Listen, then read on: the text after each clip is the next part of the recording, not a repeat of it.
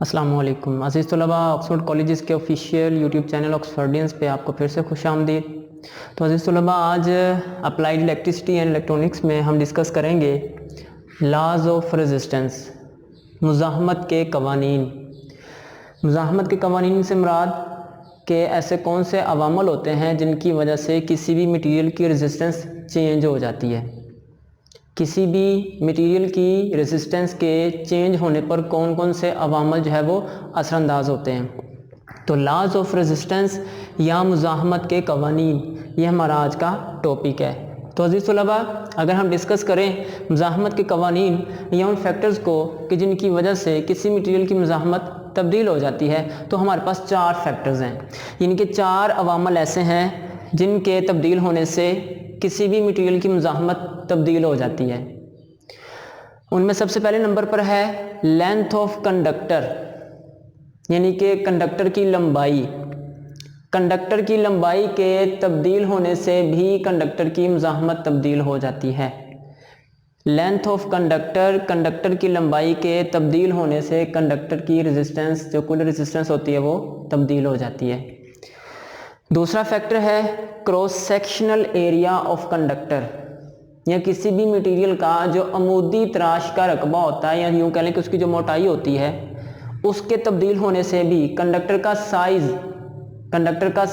या कंडक्टर का अमूदी तराश का रकबा तब्दील होने से भी कंडक्टर की मुज़ाहमत तब्दील हो जाती है।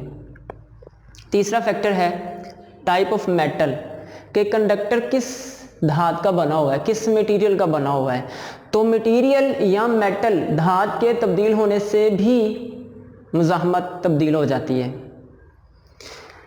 चौथे नंबर पर है टेम्परेचर ऑफ कंडक्टर, यानी कि कंडक्टर का जो टेम्परेचर है वो भी मुज़ाहमत को तब्दील कर देता है अगर टेम्परेचर तब्दील होता है।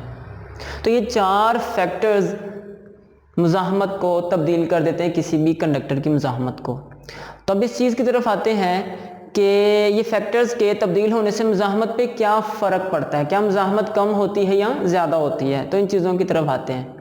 सबसे पहला फैक्टर है लेंथ ऑफ कंडक्टर, कंडक्टर की लंबाई। तो अजीज़ तलबा, कंडक्टर की लंबाई के तब्दील होने से मुज़ाहमत तब्दील हो जाती है। अब हमने ये चीज़ डिस्कस करनी है कि कंडक्टर की लंबाई के ज़्यादा होने से या कम होने से रेजिस्टेंस की मिकदार पे क्या फ़र्क पड़ता है। तो अजीज़ तलबा, किसी भी कंडक्टर की जो रेजिस्टेंस होती है वो कंडक्टर की लंबाई के बरह रास्त मुतनासिब होती है। रेजिस्टेंस कंडक्टर की लंबाई के बरह रास्त मुतनासिब होती है, मतलब कंडक्टर की लेंथ के बढ़ने से मुज़ाहमत बढ़ जाती है। आप यूँ कह लें कि एक छोटे कंडक्टर की मुज़ाहमत कम होगी, जबकि बड़े कंडक्टर की, ज़्यादा लेंथ वाले कंडक्टर की मुज़ाहमत ज़्यादा होगी। मिसाल के तौर पर ये आपके पास एक कंडक्टर है, उसका ये साइज़ है, इतनी लेंथ है उसकी, लेंथ है इतनी, तो उसकी मुज़ाहमत है 10 ओम। अगर हम इस कंडक्टर की लेंथ को डबल कर देंगे तो रेजिस्टेंस भी डबल हो जाएगी। तो छोटे कंडक्टर की मुज़ाहमत कम होगी, जिसकी लेंथ थोड़ी है, छोटी है, उसकी मुज़ाहमत कम होगी, जबकि लंबे कंडक्टर की मुज़ाहमत ज़्यादा होगी। तो जैसे जैसे लेंथ में इजाफा होता जाएगा, कंडक्टर की मुज़ाहमत में भी इजाफा होता जाएगा। तो यह है पहला factor, length of conductor, conductor की लंबाई के बढ़ने से मुज़ाहमत बढ़ जाती है। दोनों एक दूसरे के रास्त मुतनासिब हैं। किसी भी कंडक्टर की मुज़ाहमत उस कंडक्टर की लंबाई के बरह रास्त मुतनासिब होती है। कंडक्टर की लेंथ जैसे जैसे बढ़ाते जाएंगे वैसे वैसे कंडक्टर की लंबाई जैसे जैसे बढ़ाते जाएंगे वैसे वैसे रेजिस्टेंस भी बढ़ती जाएगी। कंडक्टर जितना छोटा होता जाएगा रेजिस्टेंस भी उतनी कम होती जाएगी। तो छोटे कंडक्टर की मुज़ाहमत कम होगी, जबकि बड़े कंडक्टर की मुज़ाहमत या ज़्यादा लेंथ वाले कंडक्टर की मुज़ाहमत ज़्यादा होगी। तो ये है हमारे पास पहला फैक्टर, कंडक्टर की लेंथ के या लंबाई के तब्दील होने से मुज़ाहमत तब्दील हो जाती है। लेंथ अगर ज़्यादा है तो मुज़ाहमत भी ज़्यादा होगी, लेंथ अगर कम है तो मुज़ाहमत कम होगी। तो ये था हमारे पास पहला फैक्टर। दूसरे नंबर पर है क्रॉस सेक्शनल एरिया, यानी कि कंडक्टर का अमूदी तराश का रकबा, कंडक्टर की मोटाई, साइज़। अब अगर हम इस फैक्टर की बात करेंगे किस तरह असरअंदाज होता है कंडक्टर की मुज़ाहमत पे, तो उसका ताल्लुक जो है वो इस तरह बयान किया जाता है कि रेजिस्टेंस जो है वो बिलक्स मुतनासिब है क्रॉस सेक्शनल एरिया के। बिलक्स मुतनासिब का आपको पता है कि जब एक चीज़ कम होती है तो दूसरी बढ़ जाती है, या एक चीज़ बढ़ती है तो दूसरी कम हो जाती है। तो किसी भी मटेरियल की जो रेजिस्टेंस होती है, किसी भी कंडक्टर की जो रेजिस्टेंस होती है, वो उस कंडक्टर के क्रॉस सेक्शनल एरिया के बिलक्स मुतनासिब होती है, इन्वर्सली प्रोपोर्शनल होती है।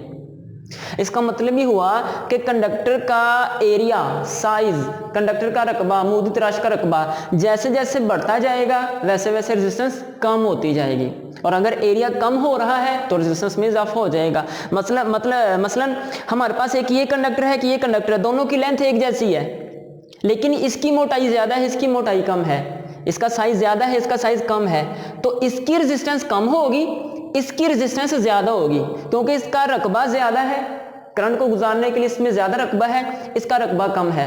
तो अमूदी तराश का रकबा ज्यादा होने से मुज़ाहमत कम होगी, तार का अमूदी तराश का रकबा जितना कम करते जाएंगे मुज़ाहमत में इजाफा होता जाएगा। अब यूं कह लें कि मोटी तार की मुज़ाहमत कम होगी, मोटी तार की मुज़ाहमत कम होगी, जबकि पतली तार की मुज़ाहमत ज्यादा होगी। मोटी तार की मुज़ाहमत कम होगी, पतली तार की मुज़ाहमत ज्यादा होगी। तो ये ताल्लुक है किसी भी कंडक्टर के क्रॉस सेक्शनल एरिया और मुज़ाहमत के अंदर, यानी कि क्रॉस सेक्शनल एरिया जैसे जैसे बढ़ता जाएगा मुज़ाहमत कम होती जाएगी, और जैसे जैसे एरिया कम होता जाएगा मुज़ाहमत में इजाफा हो जाएगा।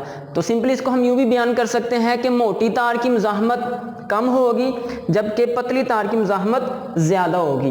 तो ये ताल्लुक है रेजिस्टेंस और क्रॉस सेक्शनल एरिया के, दोनों एक दूसरे के बिलक्स मुतनासिब होते हैं। एरिया बढ़ने से मुज़ाहमत कम हो जाएगी, एरिया बढ़ने से मुज़ाहमत कम हो जाएगी, जबकि एरिया के कम होने से मुज़ाहमत में इजाफा हो जाएगा। मैं दोबारा इसको रिपीट करता हूँ, एरिया अगर ज़्यादा हो रहा है, कंडक्टर मोटा हो रहा है तो मुज़ाहमत कम हो जाएगी, और अगर एरिया कम हो रहा है, तार पतली हो रही है, तो रेजिस्टेंस में इजाफा हो जाएगा। मोटी तार की मुज़ाहमत कम, जबकि पतली तार की मुज़ाहमत ज़्यादा है। यहाँ पर छोटी तार की मुज़ाहमत कम, लंबी तार की मुज़ाहमत ज़्यादा है। यहाँ पर मोटी तार की मुज़ाहमत कम और पतली तार की मुज़ाहमत जो है वो ज़्यादा है। तो ये दो फैक्टर्स हो गए। तीसरे नंबर पर है टाइप ऑफ मेटल, यानी कि अगर हम कंडक्टर का मटेरियल, कंडक्टर जिस धात का बना हुआ है वो धात चेंज कर दें, किसी दूसरी धात का मटेरियल यूज करें, तो रेजिस्टेंस पे क्या फर्क पड़ेगा।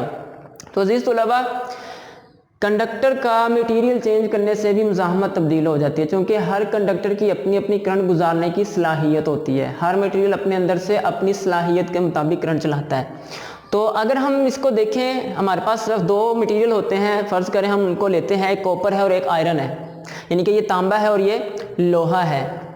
हमारे पास एक वायर है कॉपर की और एक वायर है आयरन की, यानी कि ये तांबे की है, ये लोहे की है। दोनों का साइज भी एक जितना है, दोनों की लेंथ भी एक जितनी है।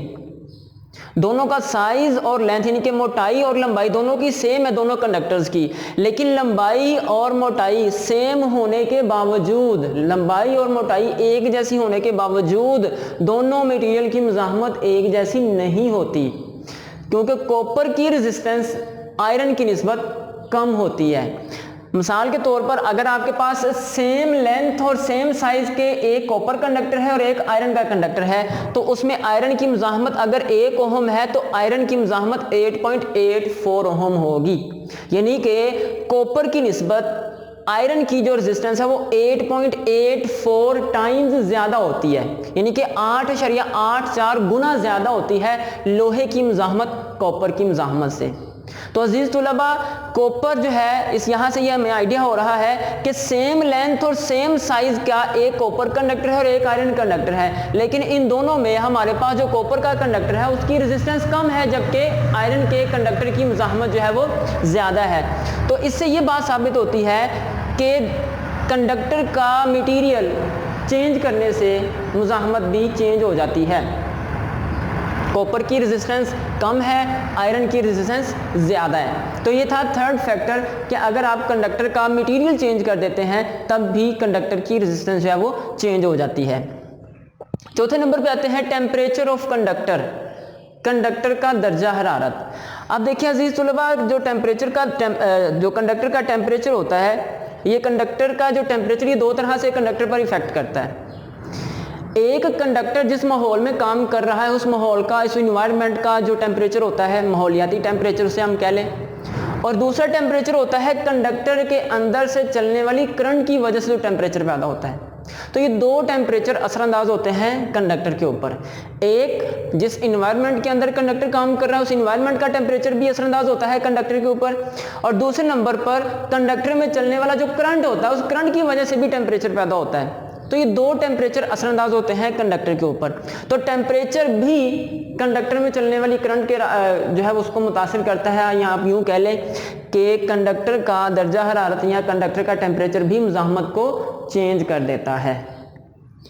अगर हम बात करें कंडक्टर की, तो कंडक्टर का टेम्परेचर बढ़ने से कंडक्टर की मुज़ाहमत बढ़ जाती है। कंडक्टर का टेम्परेचर बढ़ने से कंडक्टर की मुज़ाहमत बढ़ जाती है। कितनी बढ़ेगी वो कंडक्टर के मटेरियल पे डिपेंड करता है। कंडक्टर के मटेरियल पे डिपेंड करता है कि वो कितना टेम्परेचर बढ़ने से कितनी रेजिस्टेंस बढ़ती है, और दूसरे नंबर पर उस इन्वायरमेंट के टेम्परेचर पे भी डिपेंड करता है। तो ये था चौथा फैक्टर कि टेम्परेचर के तब्दील होने से भी कंडक्टर की मुज़ाहमत जो है वो तब्दील हो जाती है। तो ये हमारे पास फर्स्ट जो फैक्टर था, पहला जो अवामल था कि रेजिस्टेंस और लेंथ जो है वो आपस में बराह रास्त मुतनासिब होती है।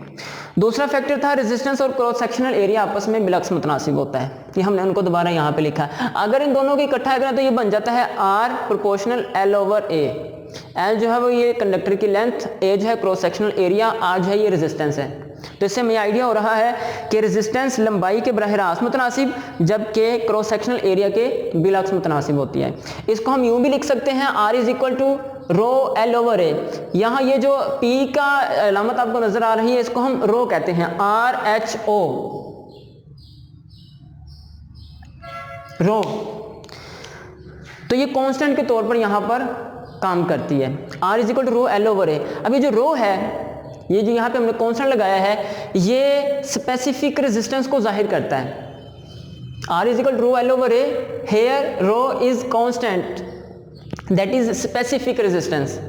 मतलब यहाँ पर ये जो रो है ये मुस्तकिल का काम कर रहा है, एक मुस्तकिल एक कांस्टेंट है, और ये जो है ये स्पेसिफिक रेजिस्टेंस को जाहिर करता है। अब जो स्पेसिफिक रेजिस्टेंस होती है इसको हम उर्दू में हरारत मखसूसा भी कहते हैं। हरारत मखसूसा ये किसी भी मटेरियल की अपनी होती है, या यूं कह लें कि उसकी इंटरनल रेजिस्टेंस होती है। किसी मटेरियल की जो मखसूस हरारत होती है, जो मखसूस उसकी रेजिस्टेंस होती है, ये वो होती है। तो स्पेसिफिक रेजिस्टेंस, मुज़ाहमत मखसूसा, ये हर मटेरियल की इनफरादी होती है। मतलब कॉपर की स्पेसिफिक रेजिस्टेंस डिफरेंट होगी आयरन की निस्बत। तो स्पेसिफिक रेजिस्टेंस का जो इन्हसार होता है वो भी मटेरियल पे होता है कि मटेरियल कौन सा है। मटेरियल के चेंज होने से ये स्पेसिफिक रेजिस्टेंस भी चेंज हो जाती है। तो यहाँ पर ये रो जो है ये स्पेसिफिक रेजिस्टेंस को जाहिर करता है। अगर आपने स्पेसिफिक रेजिस्टेंस को डिफाइन करना है कि ये क्या होती है, तो अजीज तलबा मैं आपको मिसाल के जरिए समझाता हूँ। आपके पास एक कंडक्टर का टुकड़ा है, एक पीस है जिसकी 1 सेंटीमीटर लेंथ है और 1 सेंटीमीटर ही उसकी विड्थ है, यानी कि 1 सेंटीमीटर उसकी लंबाई है और 1 सेंटीमीटर उसका क्रॉस सेक्शनल एरिया है। तो ये आपके पास एक टुकड़ा है, अकाई रकबा है, ये एक टुकड़ा है आपके पास। तो इस टुकड़े की ये जो दो मुखालिफ सतहें हैं, इन दोनों सतहों के दरमियान इस टुकड़े की जो रेजिस्टेंस होगी उसे हम स्पेसिफिक रेजिस्टेंस कहते हैं। किसी भी मटेरियल के अकाई लंबाई और अकाई अमूदी तराश के रकबे की जो कुल मुज़ाहमत होती है उसे हम स्पेसिफिक रेजिस्टेंस कहते हैं। अकाई लंबाई और अकाई अमूदी तराश के रकबे की जो रेजिस्टेंस होती है उसे हम स्पेसिफिक रेजिस्टेंस कहते हैं। Unit length and unit cross sectional area of material, यानी कि एक आपके पास मटेरियल है, उसकी लेंथ भी 1 सेंटीमीटर है, उसका क्रॉस सेक्शनल एरिया भी 1 सेंटीमीटर है। तो उस टुकड़े की दोनों सतहों के दरमियान जो कुल रेजिस्टेंस होगी उसे हम स्पेसिफिक रेजिस्टेंस कहते हैं। ये हर मटेरियल की डिफरेंट होती है। यहाँ पर इस फार्मूले के अंदर ये कांस्टेंट के तौर पर काम करती है। किसी मटेरियल की ये स्पेसिफिक रेजिस्टेंस मुस्तकिल होती है, ये चेंज नहीं होती। लंबाई के, क्रॉस सेक्शनल एरिया के, टेम्परेचर के तब्दील होने से ये स्पेसिफिक रेजिस्टेंस चेंज नहीं होती। ये हर मटेरियल की अलग-अलग होती है, वो मटेरियल की मुस्तकिल होती है। तो अजीज़ तलबा ये था हमारा आज का लेक्चर जिसमें हमने डिस्कस किया है लॉज ऑफ रेजिस्टेंस। मैं दोबारा इसको थोड़ा सा रिवाइज करता हूँ कि 4 फैक्टर्स ऐसे होते हैं जिनकी वजह से किसी कंडक्टर की रेजिस्टेंस चेंज हो जाती है। कंडक्टर की लंबाई के चेंज होने से, क्रॉस सेक्शनल एरिया के तब्दील होने से, धात की किस्म तब्दील होने से और कंडक्टर का दर्जा हरारत तब्दील होने से। इन चारों फैक्टर्स जो हैं ये असरअंदाज होते हैं किसी भी कंडक्टर की रेजिस्टेंस पे। तो अज़ीज़ तलबा, उम्मीद करता हूँ कि आपको लॉज ऑफ रेजिस्टेंस काफ़ी अच्छे तरीके से समझ आ गए होंगे। तो इंशाल्लाह अगले लेक्चर में फिर आपसे मुलाकात होगी। तब तक के लिए अल्लाह हाफिज़।